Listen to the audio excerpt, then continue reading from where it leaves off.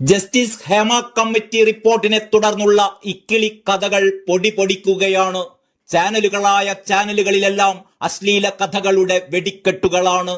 ഒരു porn cinema കണ്ട അസ്വാദ്യതയിൽ ലൈംഗിക ദാരിദ്ര്യം അനുഭവിക്കുന്ന മലയാളികൾ നിർവൃതിയടയുകയാണ്. ഇന്ത്യയിലെ തന്നെ അതുല്യ കലാകാരനായ രഞ്ജിത്തിനെതിരെ ഒരു ബംഗാളി നടി വന്നിരുന്ന് ചാനലുകളിലെല്ലാം കയറി കണ്ണീർ പൊഴിക്കുന്നത് നാം കണ്ടുകഴിഞ്ഞു. ഇപ്പോഴിതാ ബിഗ് ബോസ് താരം കൂടിയായ അൻസിബയും എത്തിയിരിക്കുകയാണ് ഒരു സൂപ്പർ പീഡന കഥയുമായി. താരസംഘടനയായ അമ്മയുടെ എക്സിക്യൂട്ടീവ് അംഗം കൂടിയാണ് അൻസിബ എന്നതിനാലാണ് അൻസിബയുടെ വെളിപ്പെടുത്തലുകളെ ചാനലുകൾ ഇത്രമാത്രം ആഘോഷിച്ചു കൊണ്ടിരിക്കുന്നത്. അമ്മയ്ക്കുള്ളിൽ വ്യത്യസ്ത അഭിപ്രായമെന്നാണ് മുഖ്യധാര ചാനലുകൾ പോലും അടിച്ചുവിടുന്നത്.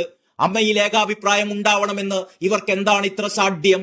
സിനിമയിൽ പവർ ഗ്രൂപ്പ് ഉണ്ടാകാമെന്നും രാഷ്ട്രീയത്തിലേതുപോലെ സിനിമാ മേഖലയിലും പല തട്ടുകളിൽ ഗ്രൂപ്പുകൾ ഉണ്ടാകാമെന്നും പ്രശസ്ത സംവിധായകനും നടനുമായ ജോയ് മാത്യു ഇക്കഴിഞ്ഞ ദിവസമാണ് പറഞ്ഞിരുന്നത്.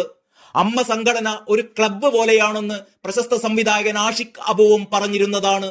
സാമൂഹിക ഉത്തരവാദിത്തം നിറവേറ്റാനുള്ള ശേഷിയൊന്നും അതിനില്ല. വേട്ടക്കാർ ആരായാലും പേരുകൾ പുറത്തു വരണമെന്നും അഴിക്കുള്ളിലാകണമെന്നുമാണ് അമ്മ എക്സിക്യൂട്ടീവ് അംഗവും നടിയുമായ അൻസിബ ഹസൻ ഏറ്റവും ഒടുവിലായി ഏഷ്യാനെറ്റ് ന്യൂസിനോട് പറഞ്ഞിരിക്കുന്നത്. അൻസിബയുടെ നിലപാടില്ലായ്മയും സ്വന്തം സേഫായി കളിക്കാനുള്ള തന്ത്രങ്ങളുമെല്ലാം ബിഗ് ബോസ് ഷോയിൽ പ്രേക്ഷകർ നേരിട്ട് കണ്ടിരുന്നതാണ്.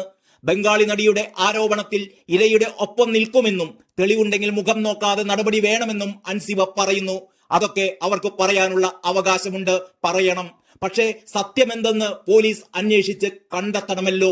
കൃത്യമായ തെളിവുണ്ടെങ്കിൽ ആരായാലും ശക്തമായ നടപടിയെടുക്കണമെന്നാണ് അൻസിബയുടെ പ്രതികരണം. ഇരയുടെ കൂടെ നിൽക്കണമെന്ന് മാത്രമേ ചിന്തിക്കുന്നുള്ളൂ എന്നും അൻസിബ പറയുകയുണ്ടായി.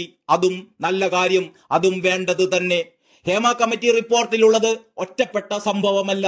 ഇത്രയും സ്ത്രീകൾ പരാതി പറഞ്ഞിട്ടുണ്ടെങ്കിൽ അതിൽ വസ്തുതകൾ ഉണ്ടാകണമെന്നാണ് അൻസിബ പറയുന്നത്. ഇവിടെ അൻസിബ അമ്മയുടെ തന്നെ മറ്റൊരു എക്സിക്യൂട്ടീവ് അംഗമായിരുന്ന കുക്കു പരമേശ്വരൻ പറഞ്ഞത് കേട്ടിരിക്കുമല്ലോ. WCC നിർദ്ദേശിച്ചവരുടെ മൊഴികൾ മാത്രമാണ് ഹേമ കമ്മിറ്റി രേഖപ്പെടുത്തിയത് എന്നാണ് പ്രമുഖ നടി കൂടിയായ കുക്കു പരമേശ്വരൻ കഴിഞ്ഞ ദിവസം പറഞ്ഞിരുന്നത്. മലയാള സിനിമയിലാകെ 62 പേരല്ലല്ലോ ഉള്ളത്. അമ്മ എന്ന സംഘടനയിൽ തന്നെ 200ഓളം സ്ത്രീകളുണ്ട്. അവരിൽ ഒരാളെയും വിളിച്ചിട്ടില്ല. WCC ശുപാർശ ചെയ്തവരുടെ മൊഴികൾ മാത്രമാണ് ഹേമ കമ്മിറ്റി പ്രധാനമായും രേഖപ്പെടുത്തിയിരുന്നത്. ഹേമ കമ്മിറ്റി റിപ്പോർട്ടിലുള്ളത് ഒറ്റപ്പെട്ട സംഭവമല്ല എന്നും ഇത്രയും സ്ത്രീകൾ പരാതി പറഞ്ഞിട്ടുണ്ടെങ്കിൽ അതിൽ വസ്തുതകൾ ഉണ്ടാകാമെന്നുമാണ് അൻസിബയുടെ വാദം.